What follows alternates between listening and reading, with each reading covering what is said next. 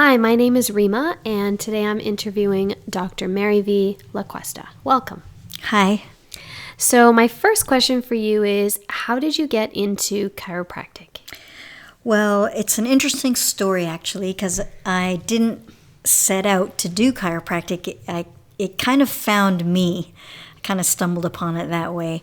So I started out going to, when I was in university, I was really fascinated with the science of biology and how all the systems worked and the design of everything. And so I finished a degree there, and then I was thinking to myself, okay, now what? What am I going to do? Yeah. So one of my first brilliant ideas was I was going to make cat food. And at the time, I didn't even own a cat, so needless to say, that didn't work out very well. And so then I decided, okay, well, what else can I do to kind of fit in with this biology degree and science degree? So I figured, okay, well, maybe I'll go into engineering. And the only thing that I was really kind of liking in that department was the course in design. So that didn't quite work out either. So I decided, because it was just getting too stressful to, I was going to be an entomologist, I was going to be a parasitologist, and I said, you know what, I'm just going to stop it all, and I'm going to just put myself in places where I know this is kind of what I want to be doing. Yeah. And I knew I wanted to work with people. I knew I wanted to do something of service, to help out, and so I decided to do some volunteer work with senior citizens. And so, believe it or not, I was doing my routine work over at the Seniors Resource Center, and I had overheard the word chiropractic in a conversation between two seniors that I wasn't even involved in. Okay. And honestly, it was like a bell that went off. Yeah. And I was just drawn to checking it out. So you got to understand the background of this. I actually grew up in the complete opposite kind of model of healing and health. My dad was a surgeon, my sister's a medical doctor. So I had zero chiropractic experience. I didn't even know what chiropractic was. Yeah. And so for me to be, drawn to that was kind of out of the ordinary in itself. And I don't even know what happened, but I checked it out, and before I knew it, things happened and moved so fast that all I knew was I had the letter saying you're accepted to go to school. And it happened so fast that I actually postponed going there for 4 months. Wow. And because I had to get my head around, like, what is this chiropractic thing all about? Yeah. So anyways, fast forward, I ended up leaving, got on the plane. I had a box and my guitar, and I had a big smile on my face from ear to ear. Yeah. And it was just something about it that it was just the right thing. And so when I got there and I really started to understand it a little bit more about what I had actually enrolled in, it was a perfect fit, right? Because it was the whole philosophy around it, was based on the design, was based on the natural function of the body and the whole system. Mm-hmm. The access point was the spine. If that spine protects the nervous system, which controls the function of everything. And so if you could affect and optimize someone's function, someone's health and well-being by freeing up any tension in and around that whole nervous system, then I thought that's not a bad thing, right? Yeah. Especially, when it can come from such a natural way. Yeah. So that's how I kind of got into chiropractic. Oh, very cool. Very cool story. Thank you. So my next question is, so I know in chiropractic there are a lot of different techniques. Can you tell us a little bit about which technique you use? So that's another good question, actually, because sometimes I can create, from the conversations I've had with patients, it can be a bit confusing sometimes because there are a number of different techniques. And I know when I went to school in chiropractic college, I was exposed to so many different techniques, and different chiropractors did different things. The thing is there's no right or wrong technique. Chiropractic it's like an artist.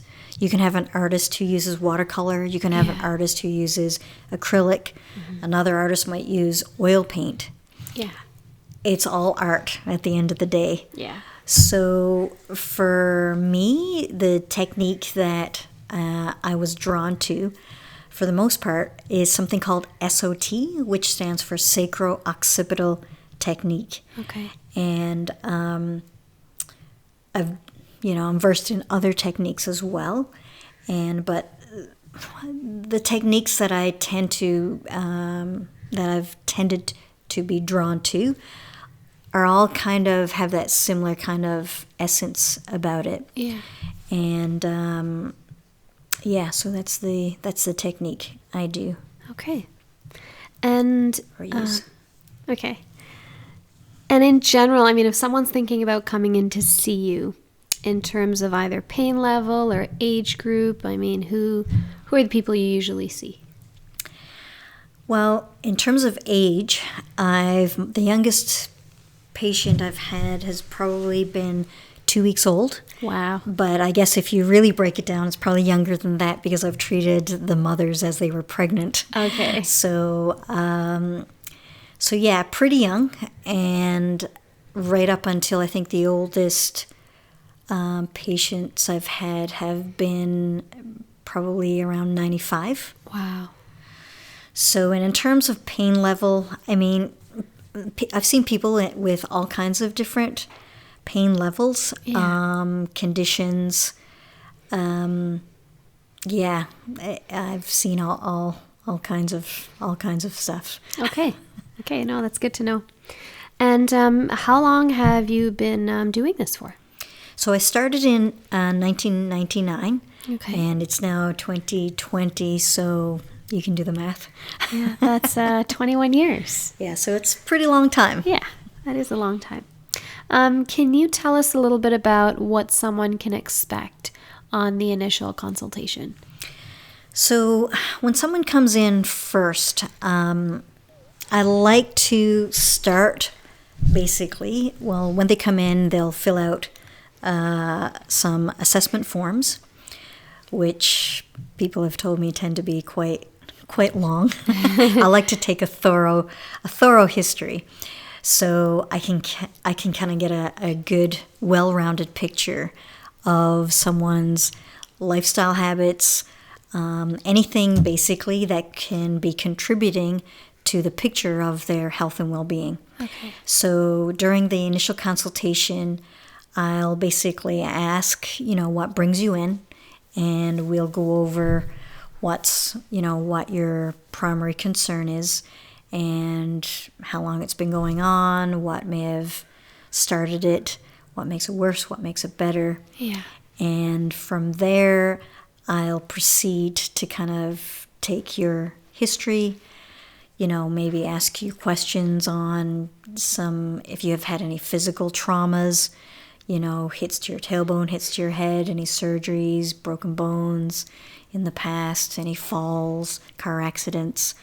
And then we'll kind of also look at things like your different systems in your body, if you have any, symptoms that are presently going on there. We'll also look at the chemistry part of your history, which includes, things that you eat, what kinds of beverages you tend to consume. Okay. If you're on any medications, take any vitamins, remedies, again, so we can kind of get a picture on what may be contributing, what your baseline kind of general chemical health will be like. Okay. And then I will also look at your emotional health in terms of any stresses that you might have that are going on that could also be contributing to the picture of your health and well-being. So we'll take a look at all of that, and before we go into the actual physical assessment, where we will kind of assess what's going on with your spine, with your musculoskeletal system, with any tension patterns there physically. And yeah. Okay, that was really good. That was a good, thorough answer. And if you had to explain, what is your approach to health? If you had to explain that, what would you say? So in terms of health, it's a tricky thing, because it's our ideas around health to start, right? We have to define, basically. Yeah. So health, I tend to see it as your ability to adapt to what's going on. We've kind of been conditioned with an idea of health sometimes as an absence of symptoms, or an absence of disease or dysfunction, right? When you can be healthy and still have a diagnosis or a condition. Yes. Right? Mm-hmm. Or you can not have any symptoms and be unhealthy. Yes. So it gets to be tricky, but I like to kind of keep it to a definition of whatever it is you have going on. It's, at the end of the day, everyone just wants peace and quality of life. Exactly. So it's your ability to adapt in a way where you can still access peace and quality with your experience. So it's not limited to absence of symptoms or disease or dysfunction. Okay. And for everyone listening, if you had to just give one takeaway from this interview for people to remember, what would that be? So, let me see. What would that be? There's so many takeaways. I guess the takeaway that I would say that is most important would be awareness. Awareness is key. One of the biggest things I see that's missing is our awareness, and I think we're just starting to open up and expand into that understanding. Yeah. And to incorporate and bring that understanding into our idea of health, our idea of healing, our idea of wellness and well-being. And I think I was giving a talk once, and at the end of the talk, and these were board members from the Atlantic region who were from different groups and different health groups. And one of the guys at the end, he said to me, based on your experience and what you see, do you think we're moving in the right direction when it comes to health? Yeah. And in my mind, I was thinking, okay, how am I going to answer that question in the last 5 minutes? Yeah. And what came out of my mouth was, based on what I see and based on my experience, if we're to really move in a direction of health and healing, then our awareness needs to change. Okay.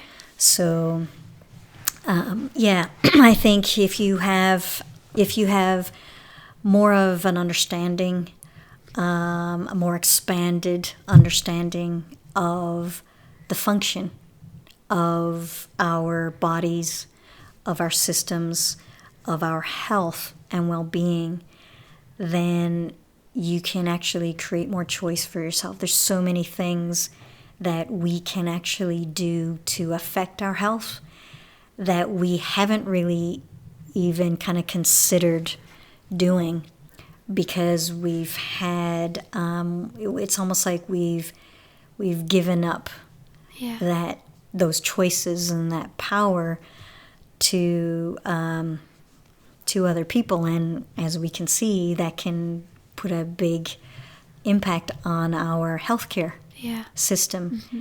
And so if we had more awareness and more understanding and more participation Yeah. in these kind of basics, something as simple as drinking water, right? If we were to participate and understand the effect and the importance of that and how that relates to our health and well-being, then we would create more choices and more access to peace and quality of health, quality of life than we realize. Okay. There's a lot more that is in our hands. All right. Well, that's pretty powerful. Awareness is key. Well, I want to thank you for sharing a little bit with us about what you do and your approach.